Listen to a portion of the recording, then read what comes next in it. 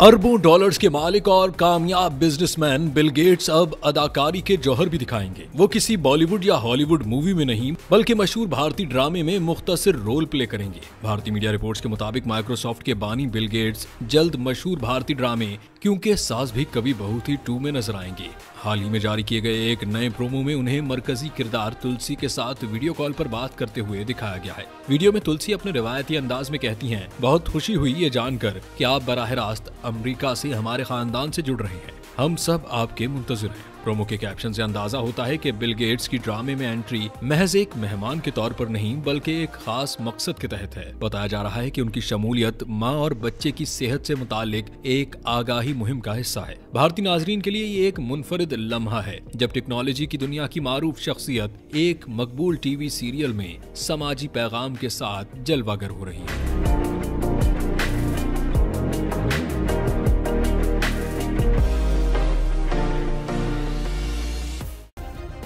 Subscribe करें और bell दबाएं ताकि कोई खबर रह न जाए।